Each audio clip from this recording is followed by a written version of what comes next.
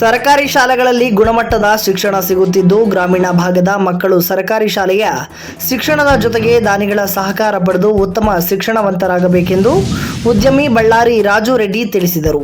ಮಧುಗಿರಿ ತಾಲೂಕಿನ ಕೊಡಿಗೇನಹಳ್ಳಿ ಹೋಬಳಿಯ ಸುದ್ದೇಕುಂಟೆ ಸರ್ಕಾರಿ ಪ್ರೌಢಶಾಲೆಯಲ್ಲಿ ಸುಮಾರು 1,000 ಮಕ್ಕಳಿಗೆ ಉಚಿತ ನೋಟ್ಬುಕ್ ಹಾಗೂ ಲೇಖನಿ ಸಾಮಗ್ರಿ ವಿತರಣಾ ಕಾರ್ಯಕ್ರಮಕ್ಕೆ ಚಾಲನೆ ನೀಡಿ ಮಾತನಾಡಿದ ಅವರು, ಶಿಕ್ಷಣ ಅತ್ಯಂತ ಮಹತ್ವವಾದದ್ದು. ಇದಕ್ಕೆ ಬೆಲೆ ಕಟ್ಟಲು ಯಾರಿಂದಲೂ ಸಾಧ್ಯವಿಲ್ಲ. ಆದ್ದರಿಂದ ಬಡ ಮಕ್ಕಳ ವಿದ್ಯಾಭ್ಯಾಸಕ್ಕಾಗಿ ಸಹಕಾರಿಯಾಗಲಿ ಎಂಬ ಉದ್ದೇಶದಿಂದ ಇಂದು ಈ ಕಾರ್ಯಕ್ರಮವನ್ನು ಹಮ್ಮಿಕೊಳ್ಳಲಾಗಿದೆ ಎಂದು ತಿಳಿಸಿದರು. ಹಿರಿಯ ಮುಖಂಡರಾದ ಸಿದ್ದಲಿಂಗಪ್ಪ ಅವರು ಮಾತನಾಡಿ, ಜೀವನದಲ್ಲಿ ಶಿಕ್ಷಣ ಮತ್ತು ಶಿಸ್ತು ಇದ್ದರೆ ಉನ್ನತ ಮಟ್ಟಕ್ಕೆ ತಲುಪಬಹುದು. ಇದಕ್ಕೆ ಉದ್ಯಮಿ ರಾಜು ರೆಡ್ಡಿ ಸಾಕ್ಷಿಯಾಗಿದ್ದಾರೆ. ತಾನು ಓದಿದ ಸಂಕಷ್ಟದ ದಿನಗಳನ್ನು ಮರೆಯದೆ ತನ್ನ ಕೈಲಾದಷ್ಟು ಬಡ ಮಕ್ಕಳಿಗೆ ಸಹಾಯ ಮಾಡಬೇಕೆಂಬ ಉದ್ದೇಶದಿಂದ ಇಂದು ಸರ್ಕಾರಿ ಶಾಲೆಯ ಬಗ್ಗೆ ಕಾಳಜಿ ತೋರುತ್ತಿದ್ದು ನಿಜಕ್ಕೂ ಪ್ರಶಂಸನೀಯ ಎಂದರು.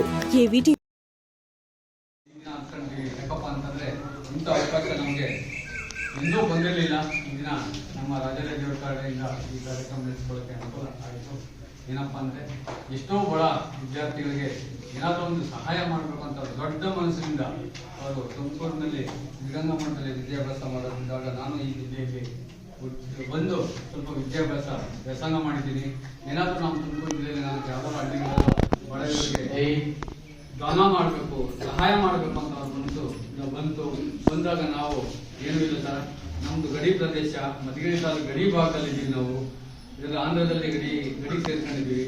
ಆದಷ್ಟು ಭಾರಿ ರೈತರನ್ನ ಬರೀ ವ್ಯವಸಾಯನೇ ನಂಬ್ಕೊಂಡು ಜೀವನ ಮಾಡೋಂಥ ಜನ ಇದ್ದಾರೆ ನಮ್ಮಲ್ಲಿ. ಕಷ್ಟ, ಸ್ಲೇಟು, ಪುಸ್ತಕ, ಬ್ಯಾಗು, ಜಾಮಿಟ್ರಿ ಬಾಕ್ಸ್ಗಳು ಕೊಂಡ್ಕೊಳ್ಳೋಕೆ ಎಷ್ಟೋ ಜನ ರೈತರಿಗೆ ಕಷ್ಟವಾಗಿದೆ ಅಂತೇಳಿ ನಿಟ್ಟಿನಲ್ಲಿ ಎಷ್ಟೋ ಜನ ಸ್ಕೂಲ್ಗೆ ಕಳ್ಸೋದಕ್ಕೆ ಹಿಂದೂ ಮುಂದೆ ನೋಡ್ತಾರೆ.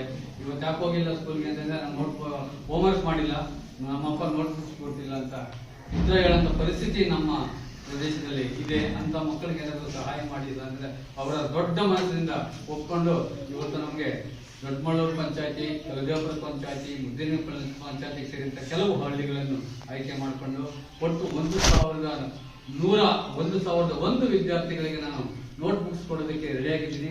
ನೀವು ವ್ಯವಸ್ಥೆ ಮಾಡ್ಕೊಳ್ರಿ ಅಂತಂದಾಗ ನಾವು ಈ ಪ್ರದೇಶದಲ್ಲಿ ಪ್ರಸಾದಕ್ಕೆ ಹೇಳಿ ನಿಮ್ಮ ಪಂಚಾಯತಿಗೆ ಬರುತ್ತೆ ವ್ಯಾಪ್ತಿಯಲ್ಲಿ ಹಳ್ಳಿಗಳಲ್ಲಿ ಯಾವ ಹಳ್ಳಿ ಬರ್ತವೋ ಸ್ಕೂಲ್ನಲ್ಲಿ ತಿಳ್ಕೊಂಡು ಎಷ್ಟು ವಿದ್ಯಾರ್ಥಿಗಳಿದ್ದಾರೆ ತಿಳ್ಕೊಂಡು ಅಷ್ಟನ್ನ ಅವರು ವ್ಯವಸ್ಥೆ ಮಾಡೋಕ್ಕೆ ದೊಡ್ಡ ಮನಸ್ಸಿಂದ ಒಪ್ಕೊಂಡಿದ್ದಾರಪ್ಪ.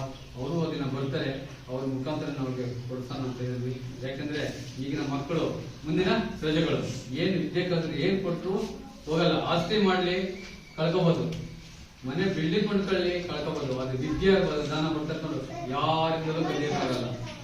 ವಿದ್ಯಾದಾನ ಮಹಾದಾನ. ಇದರಿಂದ ಇವತ್ತು ಏನ್ ಮಕ್ಕಳಿದ್ರೆ ಮುಂದೆ ಏನೇನು ಪ್ರಜೆಗಳು, ಅವರೇ ಪ್ರಜೆಗಳು, ಒಳ್ಳೊಳ್ಳೆ ಹುದ್ದೆಗಳಂತಾಗಿ ನೀವು ನಾಳೆ ಇವತ್ತು ಏನ್ ನೋಡಿದ್ದೀರಾ, ಚಿಕ್ಕ ಮಕ್ಕಳು ಹೈಸ್ಕೂಲ್ನವರು 4ನೇ ಕ್ಲಾಸ್ 3ನೇ ಕ್ಲಾಸ್ 5ನೇ ಕ್ಲಾಸ್ ಓದಿರೋ ವಿದ್ಯಾರ್ಥಿ ಇವತ್ತು ನಾನು ಆ ಸ್ಥಾನದಲ್ಲಿದ್ದಾಗ ಯಾರೋ ಬೆಂಗಳೂರಿಂದ ಬಂದು ರಾಜಾರೆಡ್ಡಿ ಅವರು ಅಂತ ಹೇಳಿ ನಮ್ಗೆ ಓದೋರು ಒಂದು ಪೆನ್ಸಿಲ್, ಒಂದು ಪೆನ್ನು, ಒಂದು ನೋಟ್ಬುಕ್, ಒಂದು ಜಾಮಿಟ್ರಿ ಬಾಕ್ಸ್ ಕೊಟ್ಟೋದ್ರಪ್ಪ ಅಂತ ನೆನೆಸ್ಕೊಂಡು ನೀವು ದುಡಿಯೋರಂತಾಗಿ ನೀವು ಅಪ್ಸೆಸ್ ಆಗಿ 4 ಕಾಸು ದುಡಿದಾಗ ನಾವು ಆ ಸ್ಟೇಜ್ ಅಲ್ಲಿ ಬಡ ಮಕ್ಕಳಿಗೆ ನಾವು ಸಹಾಯ ಮಾಡ್ತೀವಿ ಅಂತ ನೀವು ಮಾಡ್ತೀವಿ ಅಂತ ಹೇಳಿ ಒಪ್ಕೊಂಡು ಅವಕ್ಕೆಲ್ಲ ಅರ್ಹತೆಯಿಂದ ನಾವು ಕದ್ದಾಗಿ ಚೆನ್ನಾಗಿ ಓದಿ ಒಳ್ಳೆ ಉದ್ಯೋಗದಲ್ಲಿದ್ದು ನಾವು ಈ ಸ್ಥಾನದಲ್ಲಿ ಅವತ್ತು ಏನ್ ನೀವು ಕುಂತಿದ್ರು ಆ ಸ್ಥಾನದಲ್ಲಿ ನಾವು ಕೂತು 4 ಜನ ಮಕ್ಕಳಿಗೆ ಸಹಾಯ ಮಾಡ್ತೀವಿ ಅಂತೇಳಿ ಮಾಡ್ತೀವಿ ಅಂತ ನಂಬಿಕೆ ನನಗಿದೆ. ಇದರಿಂದ ಈ 2 ಮಾತಾಡೋಕ್ಕೆ ಈ ಶಾಲೆಯ ಅವಕಾಶ ಮಾಡಿಕೊಟ್ಟ ನಿಮ್ಮೆಲ್ಲರಿಗೂ, ಸಿಬ್ಬಂದಿಯರಿಗೂ ಮತ್ತು ವಿದ್ಯಾರ್ಥಿಗಳೆಲ್ಲರಿಗೂ